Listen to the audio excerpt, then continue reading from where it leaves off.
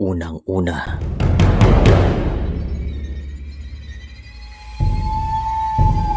ang ilan sa mga Pilipino ay mahilig sa mga kwentong kababalagan at mayroon akong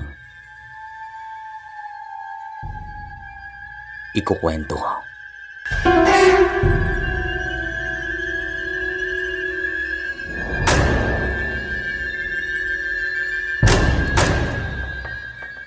Magandang araw. Tawagin niyo po ako sa palayaw na Nonoy. Pero babae po ako. Hindi lang po para sa lalaking palayaw na ito. Alam niya ng mga nakatira sa kabisayaan.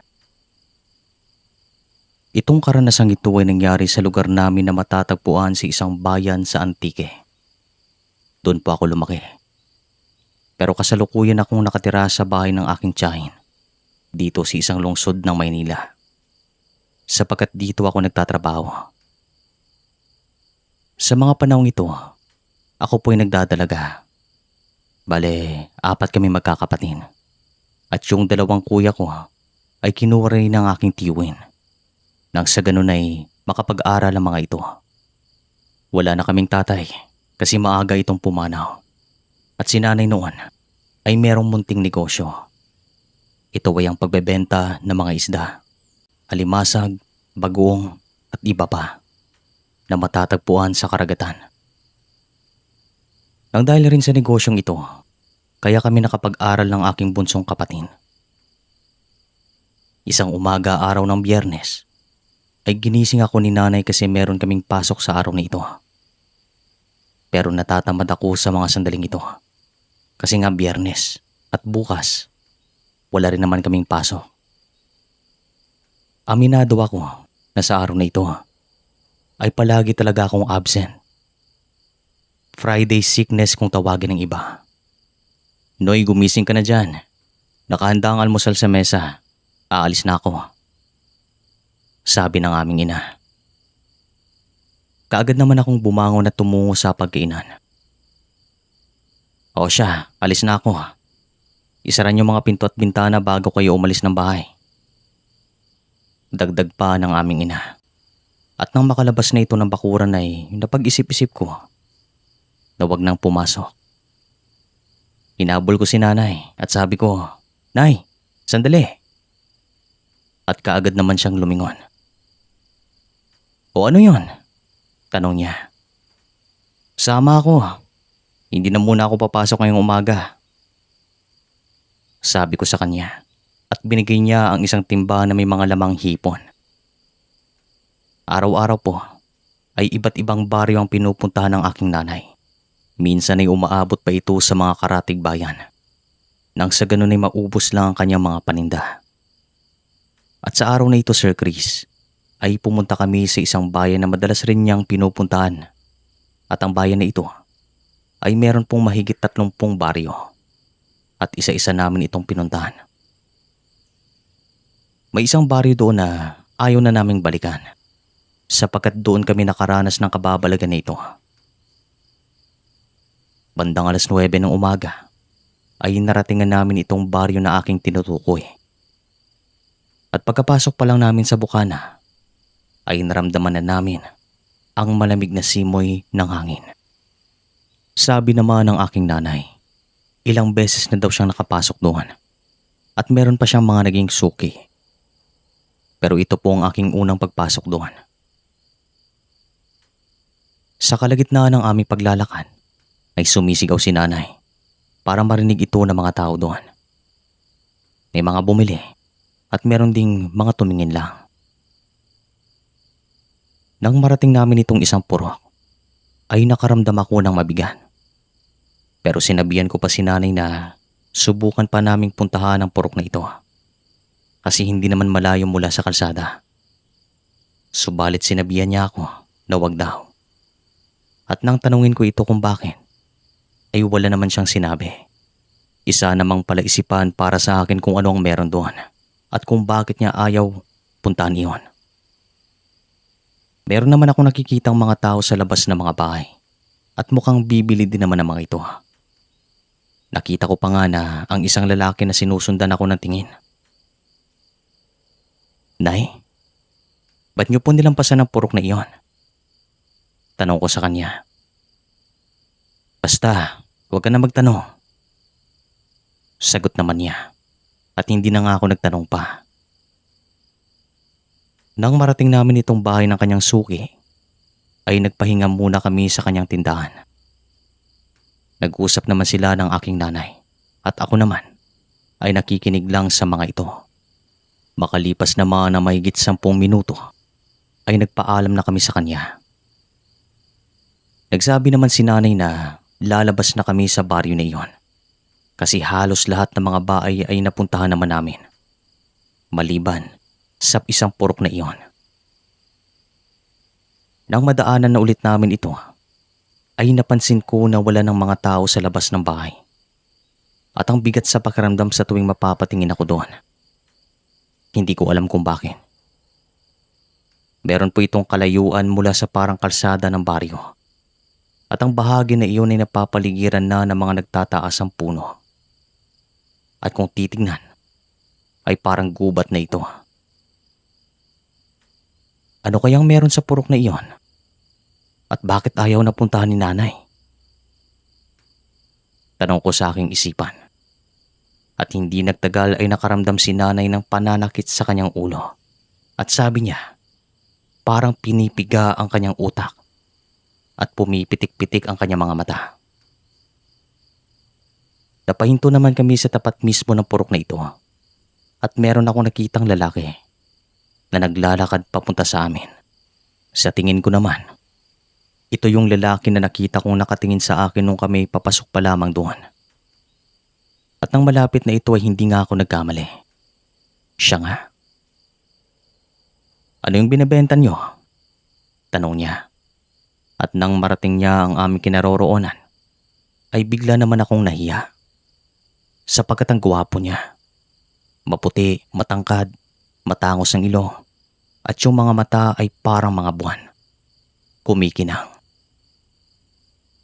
Eto, hipon at mga isda. Bibili ka ba? Kasi aalis na kami. Tanong ni nanay sa kanya. Pero sa mga sandaling ito, si nanay ay merong dinaramdam at tinitiis lamang niya ito para makausap ang lalaki. Isang tumpok nga ng hipon. Tagasan kayo? Tanong ng lalaki, sabay tingin sa akin. Sinabi naman ni nanay kung saan kami nakatira at tumango na lamang ito. At pagkatapos naman niyang bumili, ay agad siyang tumingin sa akin, ngumiti at tumango. Sige, maraming salamat. Mag-iingat kayo. Sabi pa niya. Sige, maraming salamat din. Sagot ko naman. Pero bago pa man siya umalis ay tumingin ito kay nanay. At walang ano-ano, ay tinapik niya ito sa balikan at naglakad pabalik sa kanilang purok.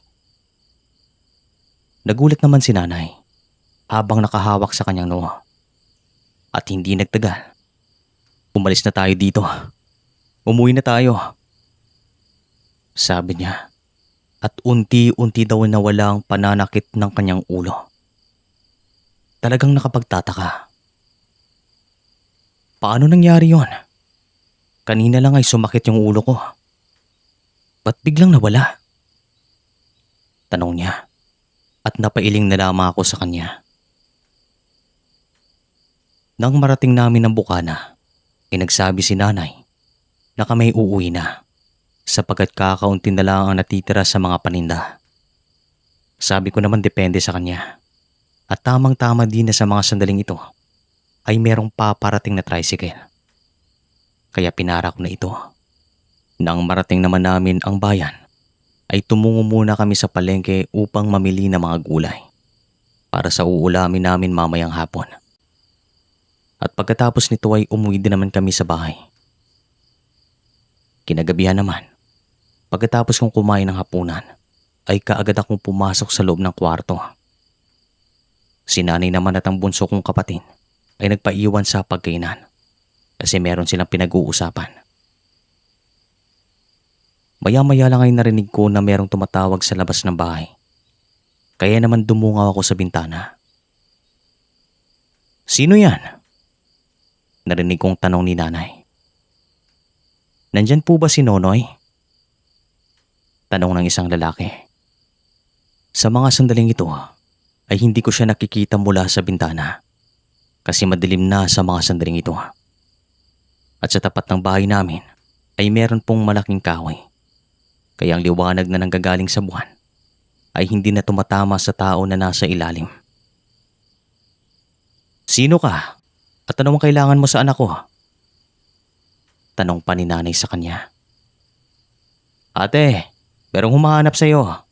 Sino yan? Nagtatakang tanong naman ang aking bunsong kapatid. Ewan ko. Hindi naman pamilyar ang kanyang boses. Sagot ko naman at kaagad naman akong lumabas ng kwarto. Nang marating ko naman ang pinto ng bahay, ay nakita ko si nanay na kinakausap ang isang lalaki. Lumabas naman ako para malaman kung sino iyon. At habang naglalakad ako papalapit kay nanay, yung pinagbentahan natin ng hipon kanina, hinahanap ka niya. Sabi niya. Sino? Tanong ko naman. At habang inaaninag ko ang lalaki sa labas ng bakod, ay nakita ko na siya nga ang lalaking bumili sa amin sa isang tumpok na hipon. Unang isang tumpok na hipon. Yung nakatira po sa purok na iyon. Oh, anong ginagawa mo dito? Paano mo nalaman ang aking pangalan? At paano mo natuntunan ang aming bahay? Nagtatakang tanong ko sa kanya kasi hindi ko naman sinabi sa kanya ang aking pangalan. Nagtanong-tanong ako sa mga tao dito. Meron na sana akong ibibigay sa iyo. At saka, pwede ba kitang makausap? Tanong ng lalaki. Nakita ko namang tumingin sa akin si nanay at napailing. Kaya ang ibig sabihin ay ayaw niyang humarap ako sa lalaking ito. Sige na, saglit lang. Dagdag pa ng lalaki. Kaya sumenyas ako kay nanay na mauna na siya sa loob. At ako nang bahala na kumausap sa lalaki. O sige, ano yon? Anong kailangan mo? Tanong ko sa kanya. Para sa iyong bulaklak na ito. At nung una kitang makita, ay nahumaling ako sa ganda mo. Pwede ba kitang yayain na gumala dito sa inyo? Gusto lang kitang makausap. Tanong niya. At nagulat naman ako kasi parang ang bilis ng pangyayari. Ako po yung tipong babae na hindi po basta-bastang nakukuha sa mga ganito. Talagang matigas ako. Wala rin naman akong tiwala sa kanya. Sige na, gabi na at umuwi ka na. Pero maraming salamat sa bulaklak. Sabi ko sa kanya. O sige, pero pwede ba na babalik na lang ako dito sa susunod na araw? Dadalhan kita dito ng pagkain. Gusto lang talaga kitang makilala. Huwag kang mag-alala. Sabi niya. Noy, pumasok ka na dito. At ikaw naman, umuwi ka na. Pasigaw na sabi ni nanay. At agad namang nagpaalam ang lalaki. Nang makapasok na ako sa loob ng bahay, ay sinabihan ako ni nanay na wag akong magtitiwala sa lalaking iyon. O wag akong magtitiwala sa lalaking iyon. Sapagkat ang purok na kung saan siya nakatira ay binansagang purok na mga aswang sa bari na iyon. Kaya din daw na hindi agad masabi ni nanay noong nandun kami kasi baka daw marinig kami ng mga nakatira doon. Patapos naman na mahigit 1 oras na usapan ay pumasok na ako sa aking kwarto. At yung bulaklak naman na binigay ng lalaki ay aking ipinatong sa ibabaw ng mesa na nasa gilid ng aking kama. Kinabukasan naman ay hindi ko alam kung bakit hinahanap-hanap ko ang lalaking ito. Yung tipong nobyo ko na siya. Ilang beses ko daw siyang binanggit kay nanay at siya palaging ang aking bukang bibig. Kinahapunan ay dumating po ito sa bahay at sa mga sandaling ito, wala doon si nanay. Niyaya naman niya akong gumala sa baryo at hindi naman ako nagdalawang isip na sumama sa kanya. Hindi ko talaga alam kung bakit ganito yung nararamdaman ko sa kanya. At habang naglalakad kami palabas ng baryo, ay nakasalubong namin si nanay. Nagulat naman ako nang bigla niya akong hilahin papalayo sa lalaki at pinauwi sa bahay.